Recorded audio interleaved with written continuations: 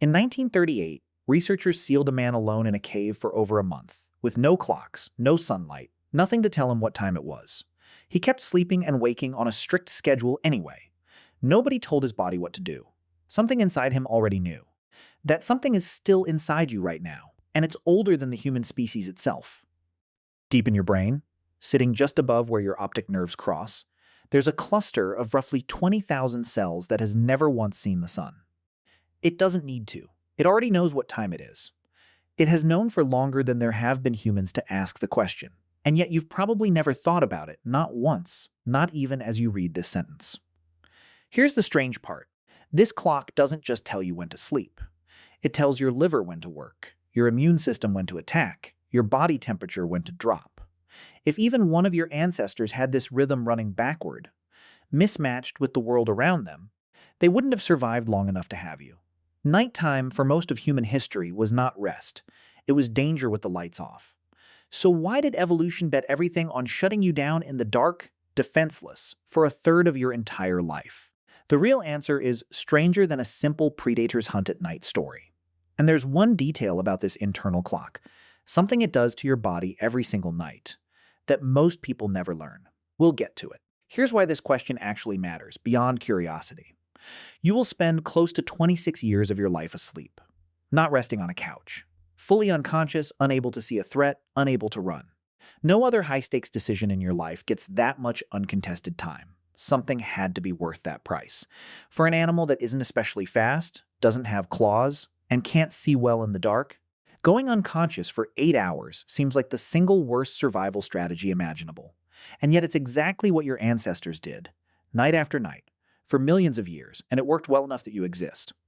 That tension, enormous risk, enormous payoff, is the whole story hiding underneath something you do without thinking, every single day of your life. Let's start with the myth we need to demolish first. Most people assume humans sleep at night simply because it's dark, and there's nothing to do. Turn off the lights, brain shuts down, end of story. But researchers who study circadian biology will tell you that's backward. Blind people who have never experienced darkness at all still sleep on a roughly 24-hour rhythm. Cave-dwelling communities with no reliable light cues still show sleep-wake patterns. Your body isn't simply reacting to darkness like a light switch. It's running an internal prediction, generated from the inside, that darkness is coming before it even arrives. Sleep isn't a passive collapse from boredom. It's an actively scheduled biological event, timed with a precision your conscious mind never gets to vote on. That internal prediction has a name, the circadian rhythm, from the Latin for about a day. At the center of it sits a structure called the suprachiasmatic nucleus, a name you don't need to remember, so just think of it as your body's head clock. It runs on a cycle that isn't exactly 24 hours on its own. Researchers have found it drifts slightly and gets corrected daily by light hitting your eyes. But here's what makes it eerie. Even without that correction, even in total isolation, it keeps ticking. It doesn't need permission from the sun. This clock evolved before eyes did, in ancient single-celled organisms, timing their chemistry to protect themselves from solar radiation during the day. You inherited a survival trick that predates animals. But this same clock, the one keeping you alive, also does something to your body every night that sounds almost too strange to be true. We'll get to it. Now the evidence. In studies of early human energy expenditure, researchers estimate that visual acuity drops by roughly 90% in low-light, moonless conditions, meaning your ancestors, without modern light, were nearly blind at night compared to daytime. 90%. Read that number again. 90% of your ability to spot a threat. Gone the moment the sun set. Meanwhile, many nocturnal predators our ancestors coexisted with had night vision many times more sensitive than human daytime vision. Being awake and moving around at night wasn't brave. It was close to suicidal. Archaeological evidence from early hominin sites also suggests a strong reliance on defensible sleeping locations. Caves, cliff ledges, enclosed spaces, precisely because vulnerability during rest was the single biggest threat to survival. More than hunger, more than most predator encounters during daylight hunting. Here's the twist. Sleeping in a big, unconscious, vulnerable group at night, the very thing that sounds reckless, turns out to have been the safer option. Researchers studying primate sleep behavior have found that group sleeping dramatically reduces individual predation risk. Not because any one sleeper is protected, But because a predator can only realistically target one animal in the dark, and dozens of ears and noses, taking turns waking slightly throughout the night, create an early warning system no single animal could manage alone. Sleep wasn't a break from the tribe. Sleep was the tribe, doing its most important work of the day, together, unconscious, and somehow safer for it. Now for the detail we promised. Every night, your suprachiasmatic nucleus doesn't just tell you to feel sleepy. It orchestrates a chemical waste removal process in your brain, flushing out metabolic byproducts that build up while you're awake and thinking. Researchers studying this process in the brain's fluid systems have found this cleaning happens dramatically more efficiently during sleep than during waking rest. Your ancestors weren't just hiding from danger in the dark. Their brains were being rinsed out nightly in a process evolution apparently decided was worth the terrifying vulnerability of unconsciousness. Sit with the scale of that.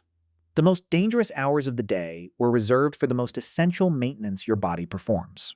This is where the mechanism gets almost paradoxical. Being unconscious is, by any reasonable definition, the worst possible state for an animal that might be hunted. No vigilance, no fast reaction time, no ability to flee at the first warning sign. And yet, natural selection didn't find a way around that vulnerability. It leaned into it, scheduling the single most important repair job your body performs, for exactly the hours you're least able to defend yourself. Researchers studying sleep across species argue this timing is deliberate, evolutionarily speaking. The maintenance had to happen sometime, and night was already the least useful time for hunting, foraging, or traveling anyway. Now actually think about what that required. Millions of years of trial and error, of ancestors who slept lightly surviving, and ancestors who didn't wake easily enough, simply not making it into your family tree at all. More evidence, this time behavioral rather than archaeological. Cross-cultural sleep studies of modern hunter-gatherer groups, including communities in Tanzania and Namibia with no electric light, show something researchers didn't expect. These groups don't sleep drastically longer than industrialized populations, and many go to bed hours after sunset, not immediately at dark. This challenges the assumption that natural sleep means collapsing the instant the sun goes down. Instead, these communities show highly synchronized, socially negotiated sleep timing. Talking, storytelling, and fire tending extending the evening, followed by a coordinated, near-simultaneous transition into sleep across the group. It wasn't instinct alone deciding bedtime. It was instinct negotiated through community every single night. Now think about a modern mirror. We dismantled something we never fully understood. Artificial light let humans override the ancient clock, and for a while it felt like a triumph. Work at any hour, socialize past midnight, ignore the dark entirely. Now actually think about what that required.